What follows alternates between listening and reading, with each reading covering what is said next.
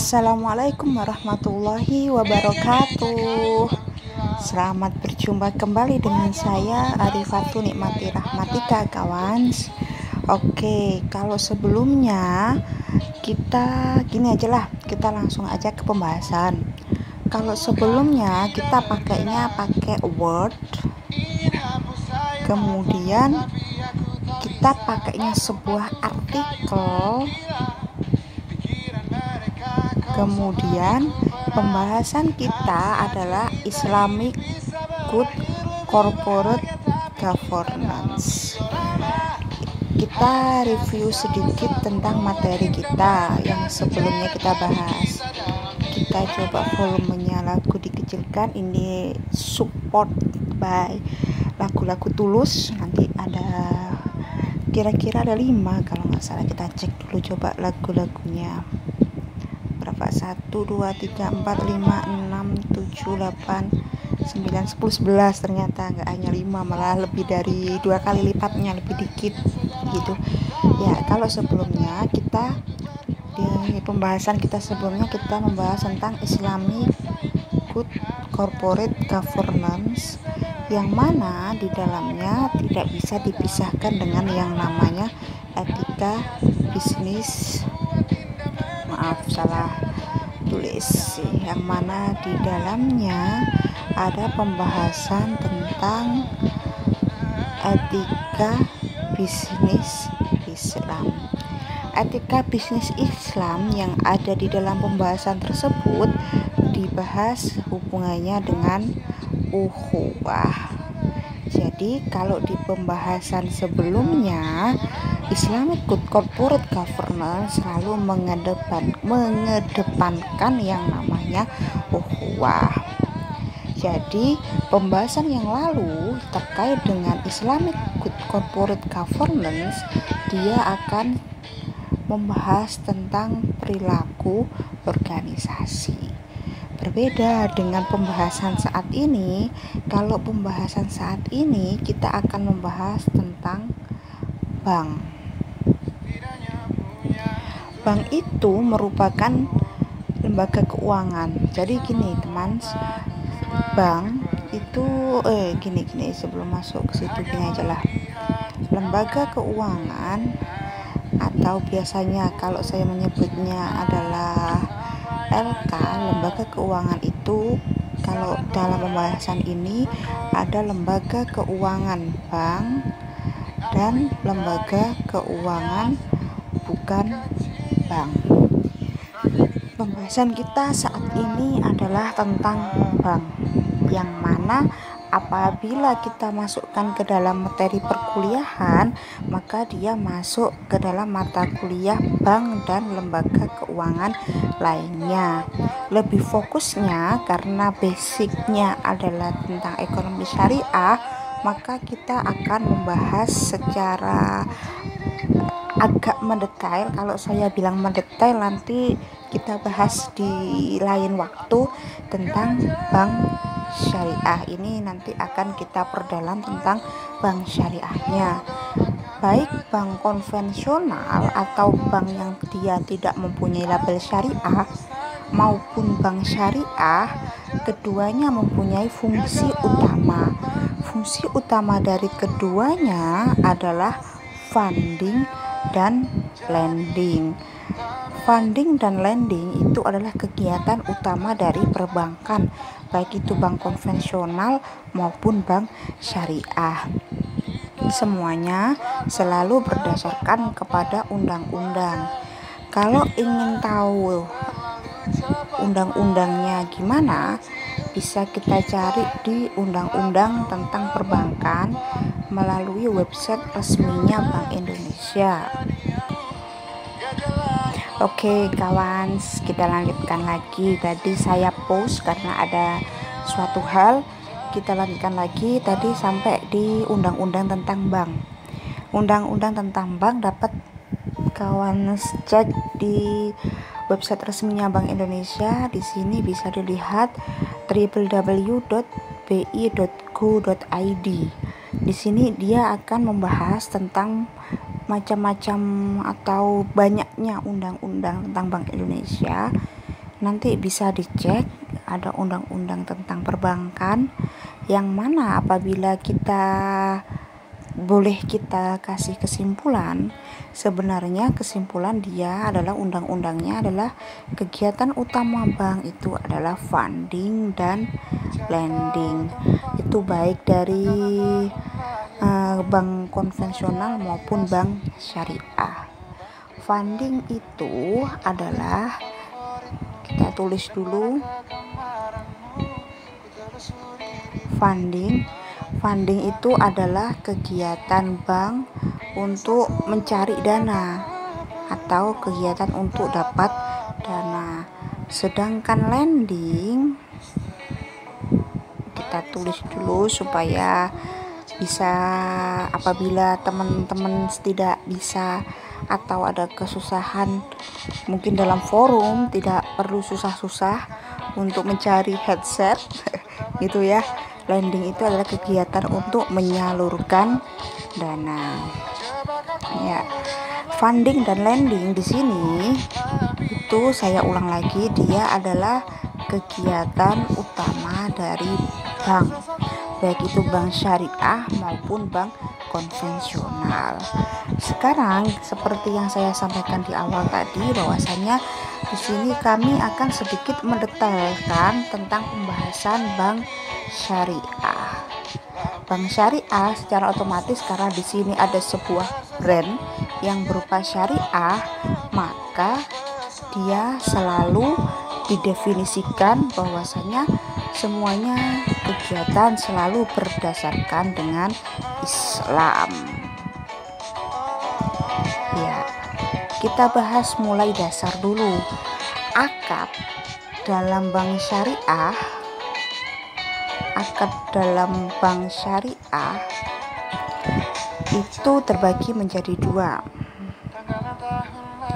Ada akad tabarruk, kita tulis akad tabarruk, dan akad tijari. Apabila kawan yang belum tahu tentang akad, di sini akan saya sedikit jelaskan. Akad itu sama halnya dengan perjanjian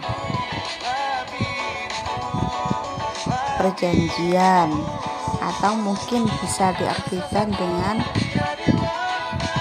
kesepakatan.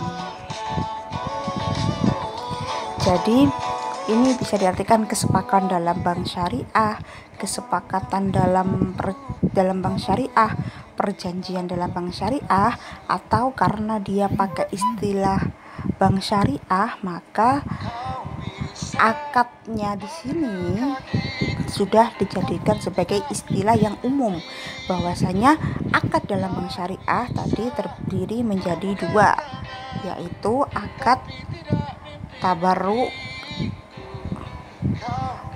dan akad tijari gitu ya. Sekarang kita bahas yang pertama, kita bahas tentang akad tabarruk.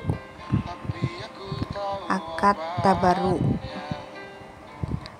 tabarruk itu adalah sebuah perjanjian, sebuah konsep atau sebuah kesepakatan yang di dalamnya selalu mengedepankan atau yang di dalamnya selalu berhubungan dengan tolong menolong. Jadi yang ada di dalam akad tabarruk, apabila kita masuk ke dalam lingkup perbankan syariah, akad tabarruknya bisa berupa wadiah. Kemudian ada akad qard, atau kemungkinan qard di sini bisa disebut dengan qardul hasan gitu. Kemudian wadiah di sini kawan terbagi menjadi dua. Ada wadiah yad dhomanah dengan wadiah yad amanah. Wadiah yad dhomanah itu adalah sebuah wadiah yang di dalamnya dana tersebut tadi boleh dikelola. Oh ya, saya lupa belum menjelaskan tentang wadiah. Wadiah itu adalah titipan. Jadi kalau wadiah yang domana ini adalah wadiah yang di dalamnya itu tidak, uangnya tadi boleh dikelola oleh si yang dititipin. Saya contohkan gini kawan, saya contohkan misalnya saya titip dana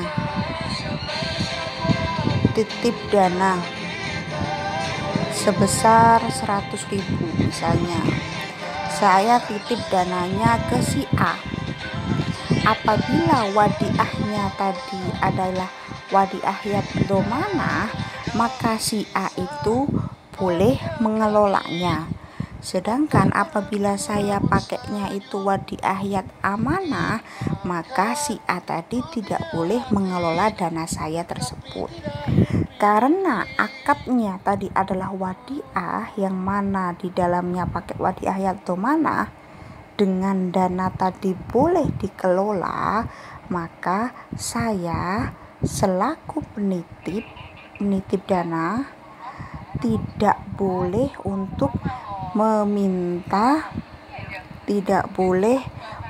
meminta bagi hasilnya. Karena apa? Karena dia pakainya adalah akad wadiah, yang mana wadiah itu dia adalah akadnya berupa akad tabarruk. Seperti itu kawan. Selanjutnya ada akad tabarruk lainnya. Contohnya adalah akad qard. Akad qard di sini biasanya bisa disebut tambahan di belakangnya adalah qardul hasan. Yang intinya apa sih qard itu? Qard itu dia itu artinya adalah pinjam meminjam, yang mana tidak ada sama sekali fee, tidak ada sama sekali bonus. Tidak ada sama sekali bonus. Kemudian tidak ada jaminan. Intinya kayak umpama kita pinjam uang ke teman kita. Ini saya pinjam uang 100.000 ke temen A, misalnya gitu. A tadi sebagai bank syariah, maka tidak boleh ada lebihan apapun. Lebihan apapun bisa diwujudkan dengan fee, bonus, jaminan, itu tidak diperbolehkan. Selain akad tabarruk tadi, di bank juga membahas atau ada akad yang disebut dengan akad tijari. Akad tijari itu adalah akad yang lawannya dari akad tabarruk. Kalau akad tijari dia boleh mengambil keuntungan, atau akad yang sifatnya adalah untuk mencari keuntungan. Seperti apa atau apa saja contoh dari akad tijari? Contoh dari akad tijari yang umum misalnya ada mudharabah. Ada juga akad musyarakah, ada juga akad ijaroh.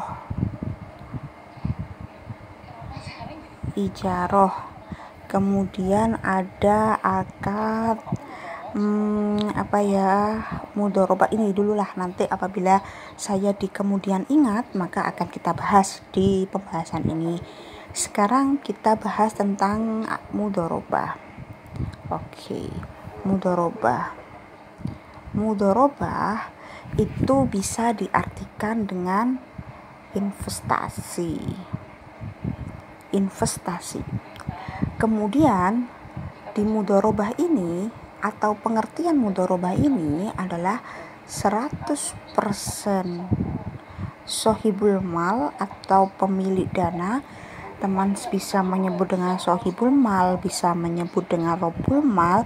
Yang jelas adalah 100% pemilik dana dan 100% pengelola atau disebut dengan mudharib.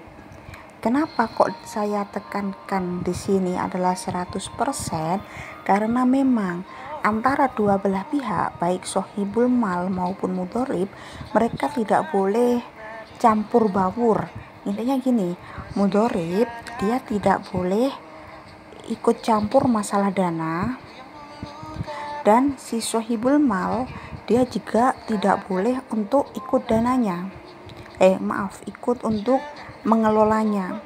Jadi memang pure si sohibul mal itu dana dan si mudorib itu adalah mengelolanya. Selanjutnya mudorobah itu dibagi menjadi dua. Ada mudorobah mutlakoh dan ada lagi yang disebut dengan mudorobah muqayyadah. Begitu.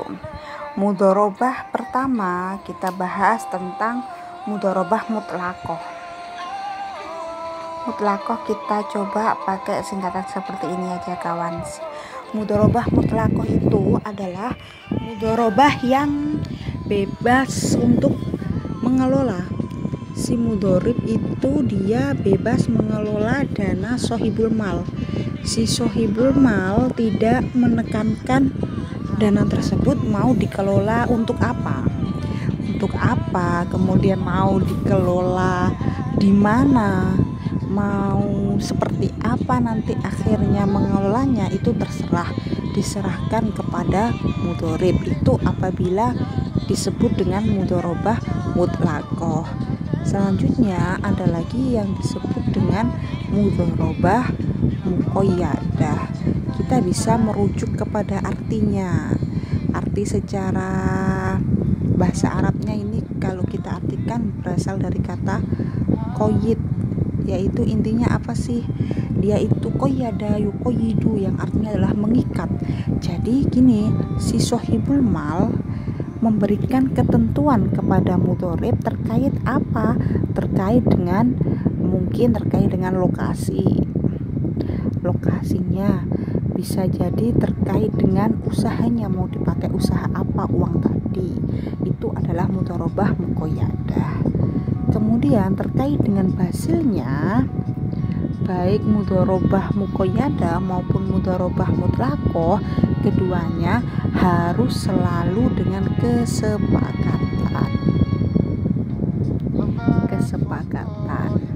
kesepakatannya mau gimana? Boleh 60 banding 40. Yang 60 di sini sohibul mal, yang 40 adalah mudorib, boleh.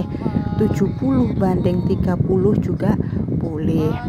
Itu adalah sesuai dengan kesepakatan, yang kesepakatannya semua di awal. Oke, setelah mudorobah kita masuk ke pembahasannya adalah musyarakah atau biasa disebut dengan MSA. Musyarakah ini saya letakkan tepat pembahasan setelah mudorobah karena di musyarakah ini hampir mirip dengan mudorobah. Kalau mudorobah tadi 100% sohibul mal dan 100% mudorib, kalau musyarakah di sini itu ada beberapa pemilik modal. Pemilik modalnya banyak. Jadi kumpulan dari beberapa pemilik modal, ini modal 1, modal 2, modal 3 dan lebih, terserah, dikumpulkan jadi satu sehingga terbentuk modal utama. Kemudian modal tadi dikelola, itulah yang namanya adalah musyarakah. Bedanya itu tadi kawan, kalau mudorobah itu dia 100% pengelola dan 100% pemilik modal, sedangkan kalau musyarakah itu beberapa pemilik modal. Terkait dengan bagi hasilnya sesuai dengan prosentase kepemilikan modal. Kalau kita contohkan di awal dari tadi ada M1, ada M2, modal pertama, modal kedua, dan modal ketiga. Anggap saja pemodalnya hanya 3 dengan dana yang dibutuhkan atau dana yang terkumpul adalah 1 juta misalnya. Si M1 tadi mau mengumpulkan, dia urun atau ikut sumbangan modal sebesar anggap saja 200.000. Si M2 atau pemilik modal kedua dia anggap saja 500.000. M3 berarti dia 300.000. Kemudian ternyata di kemudian hari mendapatkan keuntungan setelah dananya tadi dikelola, dia dapat keuntungan anggap saja 700.000. Jadi tadi M1 yang dia 200.000, M2 yang tadi dia dananya dia ikut 500.000, M3 tadi dia yang dapat dananya atau ikut dananya 300.000, maka ini dibagi sesuai dengan persentasenya. Secara otomatis ini 500.000 dari 1 juta adalah 50%, berarti 50% dari ini berapa dapatnya? 350.000 dan seterusnya. Kawan bisa menghitung semuanya lah pasti ya. Oke, itu adalah musyarakah. Oh ya, tadi saya lupa belum menyampaikan tentang mudharabah. Di mudharabah tadi pastinya yang namanya usaha ada untung, ada rugi. Ya, kalau untung oke lah, bisa dibagi tadi sesuai kesepakatan. Lalu bagaimana dengan rugi? Oke, kalau rugi kita lihat dulu ruginya karena apa. Bisa apakah ruginya karena human error atau karena faktor alam. Human error di sini anggap saja karena mudharibnya. Ya, sekarang yang human error. Human error di sini kita anggap sebagai kesalahan dari mudharib. Misalnya mudharibnya malas, atau mungkin mudharibnya sedang penyelewengan dana atau wan prestasi atau lain-lainnya, maka kerugian tersebut ditanggung oleh mudharib atau oleh pengelola. Berbeda dengan apabila dia karena faktor alam, misalkan ada banjir, misalnya ada longsor atau lainnya, maka kerugian tadi ditanggung oleh sohibul mal atau pemilik modal. Sudah berapa menit kita? 22:40. Seperti itu ya kawan. Oke, musyarakah sudah, mudharabah tadi sudah, musyarakah sudah. Sekarang kita bahas tentang ijarah.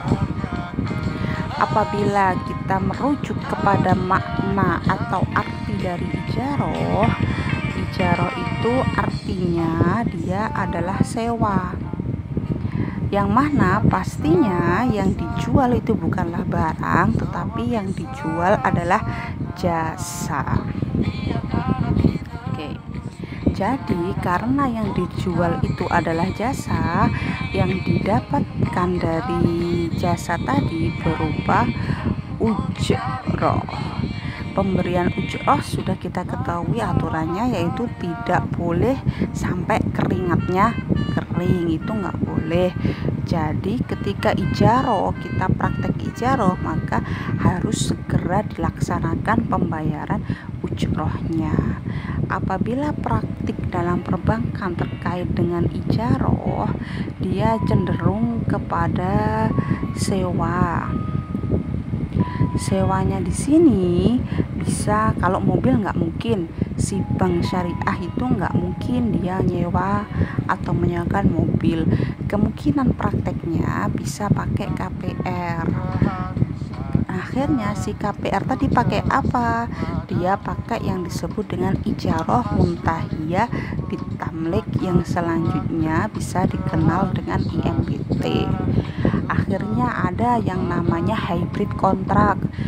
Ketika kita membahas hybrid kontrak nanti, maka permasalahannya akan semakin meluas kawan.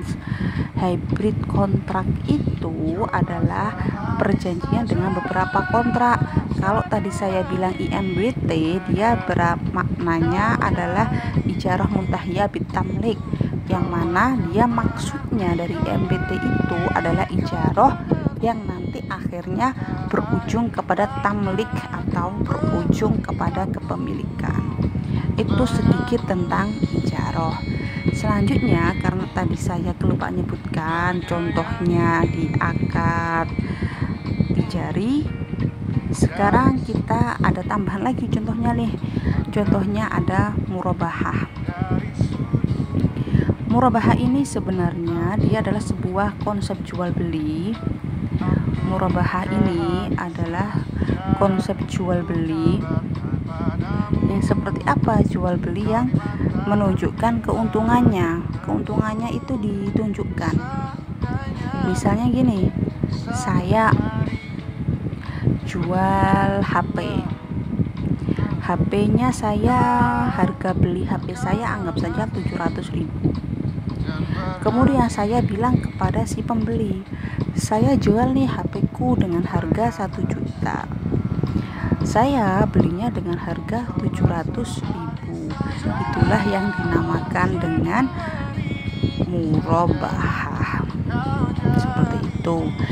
Kemudian di sini yang biasanya rentan banget dengan yang namanya penipuan. Penipuan yang akan sering terjadi di dalam jual beli sebenarnya ada seperti itu. Ada konsep, ada proses khiyar. Ternyata si penjual tadi bilang, saya contohkan tadi saya yang jual HP misalnya tadi ya, HP harga saya belinya harga 700.000. Ditawar sama si pembeli dia nawar, misalnya tadi saya jualnya 1 juta, ternyata dia nawarnya 700.000. Kemudian saya bilang, waduh ini harga beli aja nggak boleh 700.000. Itulah adanya unsur penipuan dalam jual beli yang pastinya tidak diperbolehkan di dalam Islam. Itu adalah murabahah. Jual beli lainnya ada lagi kawan yang disebut dengan jual beli pesanan. Kita tulis ya, jual beli pesanan. Itu ada dua hal, ada jual beli pesanan yang disebut dengan salam, ada juga yang disebut dengan istisna. Seperti apa salam itu dan seperti apa istisna itu? Kalau salam, gini cara mengingatnya. Salam itu gimana sih bunyinya? Bunyi salam adalah assalamualaikum. Yang mana yang namanya salam dia akan diungkapkan di awal. Jadi salam ini adalah jual beli pesanan dengan uangnya dulu.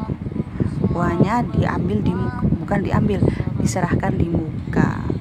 Berbeda dengan yang namanya istisna. Kalau istisna dia uangnya di akhir.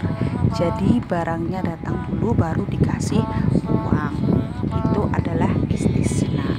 Ya, itu tadi adalah beberapa contoh dari akad tijari. Tadi pembahasan kita di akad tijari adalah akad mudharabah, akad musyarakah, akad ijaroh, dan akad apa tadi murabahah, ada akad salam dan istisna. Oke, di akad tabarruknya tadi yang kita bahas adalah akad wadiah dan akad qard. Ya, itu adalah secara garis besar tentang apa yang ada di dalam bank syariah. Sekarang kita lanjutkan kepada pembahasan funding dan lending. Funding tadi mendapatkan dana, yang mana sumber terbesarnya kita ketahui bersama ada giro, tabungan, dan deposito. Ini saya kentarakan supaya tidak salah paham. Ada giro, tabungan, dan deposito. Dia berasal dari yang disebut dengan DPK atau dana pihak ketiga.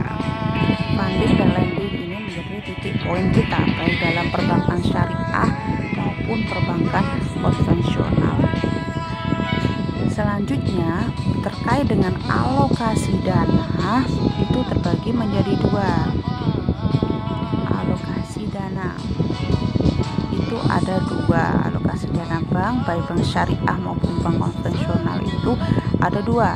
Yang pertama disebut dengan pool of fund, yang kedua disebut dengan asset allocation approach.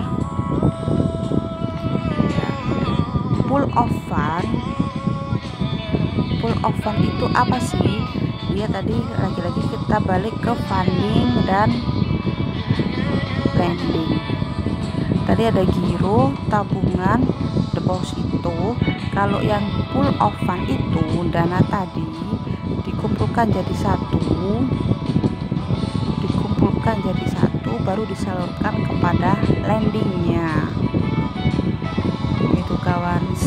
Sedangkan kalau asset allocation approach, lagi-lagi kita coba funding dan lending, balik lagi ke situ.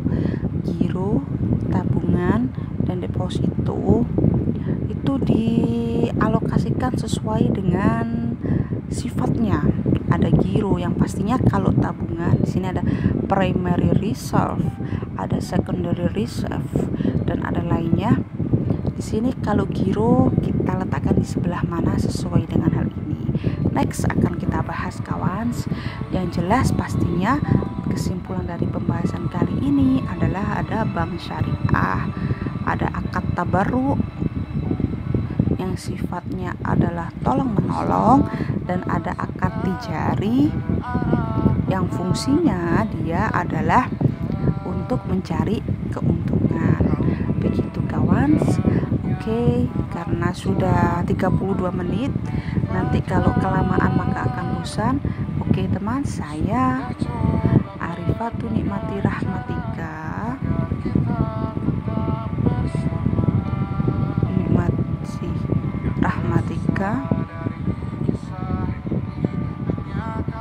mengucapkan banyak terima kasih kepada kawan-kawan semua.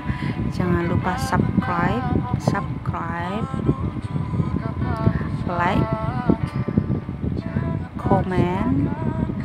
Barangkali teman-teman ada yang ingin bertanya, bisa lewat komen tersebut dan bisa ke nomor ini kawan, 085 730 669 dan 649. Oke, terima kasih semuanya. Assalamualaikum warahmatullahi wabarakatuh.